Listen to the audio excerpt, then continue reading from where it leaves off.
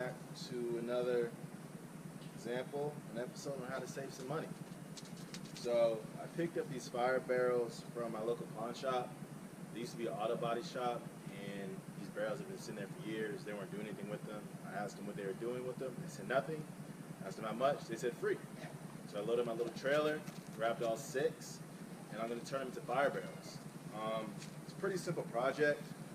I like to save money, as you guys know, so I just picked up this simple angle grinder from Harbor Freight. Got about a 10-pack of grinding angles or grinding pads, whatever you want to call them. Just because I'll probably go through a few with six barrels like this size. But it's 5 amp, it's a Warrior. I'll add the link exactly below in the description to show you guys exactly what I picked up. But yeah, man, just cut a hole in the top. Obviously have your PPE, protective equipment, safety glasses, some ear protection, and some heavy-duty gloves. Cut your holes, drain the remaining oil or whatever was in the barrels out, and you're good to go. It's pretty simple, but from here on out, you guys are going to watch me cut some barrels, and I'll show you the finished product. Tune in.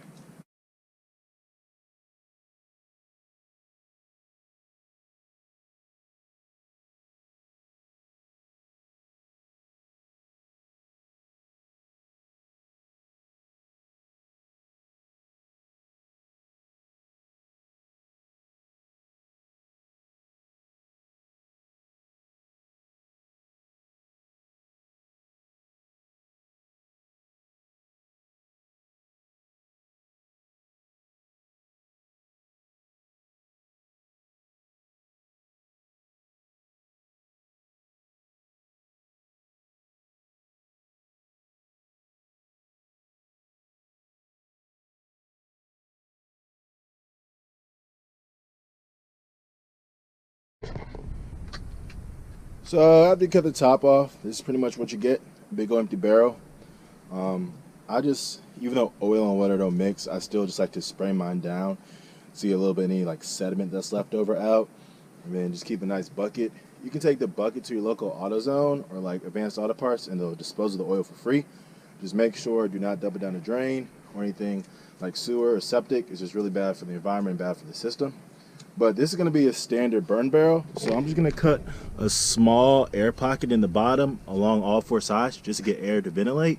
As you guys know, more air, better fire. Fire requires air in order to breathe and continue to combust. So tune in.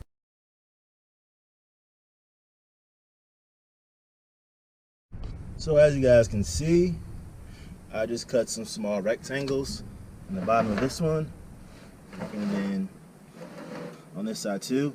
Doesn't have to be perfect, just big enough that again some air can get into your fire so your fire can continue to breathe, continue to combust, and continue to burn strong.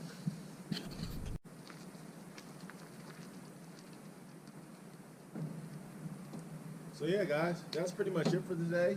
Just wanted to show you a quick video on how to cut out some burn barrels. Again, I'm going to add all the links to the products I used today in the summary in the bio. If you have any questions, leave a comment. But again, please don't forget to like, subscribe, and hit that notification button. You'll be seeing me pop up just doing random videos like this. I'm just a kind of do-it-yourself who likes to save some money. He likes to use my resources and find stuff for free and try to make something out of it. So I'm going to get to cutting the rest of these barrels off, making some burn barrels for some buddies of mine locally. And yeah, see you guys.